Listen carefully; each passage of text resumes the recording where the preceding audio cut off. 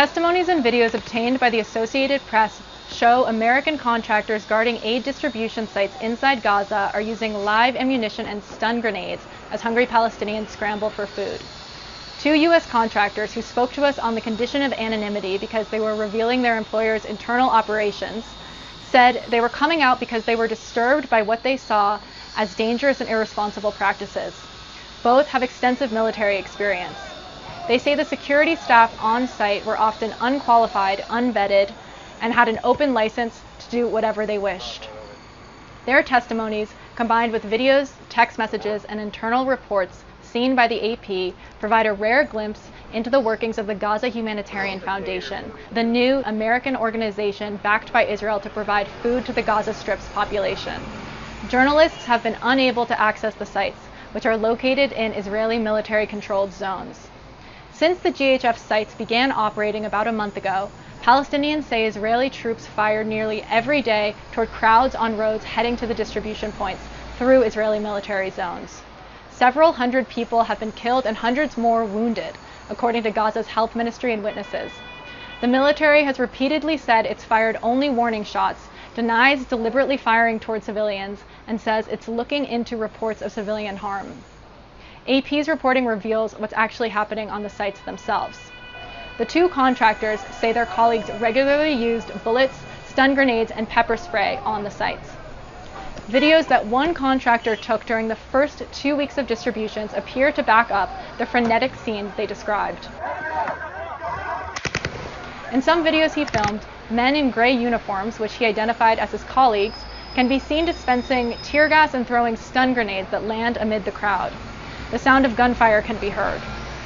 They can later be seen trying to clear Palestinians squeezed into a narrow, fenced-in passage leading to one of the centers.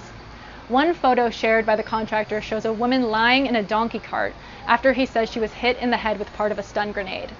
Another photo shows a Palestinian crying after the contractor says he was tear-gassed in the face.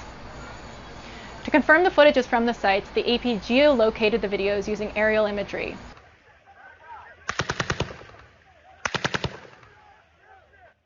The AP also had the videos analyzed by 2 audio forensic experts who say they could identify live ammunition, including machine gunfire, coming from the sites, in most cases within 50 to 60 meters of the camera's microphone.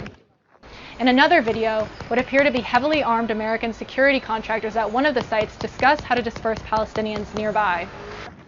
Hey, got IDF tank posted on the northwest corner now. I brought him in and talked to him. They're doing a show for us. Well, I told him to hold there. I don't want this to be too aggressive. At that moment, bursts of gunfire erupt close by, at least 15 shots.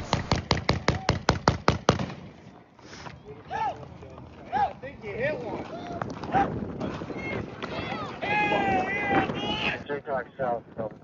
The camera's view is obscured by a large dirt mound. The contractor who took the video told AP that he saw other contractors shooting in the direction of Palestinians who had just collected their food and were departing. He had a clear line of sight to both shooters. He says they shot toward the exit to the site, where he could see Palestinians leaving the center some 80 meters away. He says the men shot from atop a tower above the site and from atop the mound. The shooting began because contractors wanted to disperse the crowd, he says, but it was unclear why they continued to shoot as people were walking away. The camera does not show who was shooting or what was being shot at, but the contractor who filmed the video says he watched another contractor fire at the Palestinians and then saw a man about 55 meters away in the same direction that the bullets were fired drop to the ground.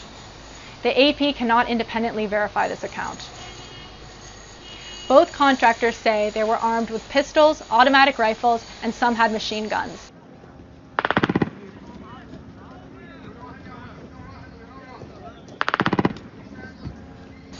Audio analysis of another video, taken at night, indicated that machine gunfire came from within 115 meters of the camera.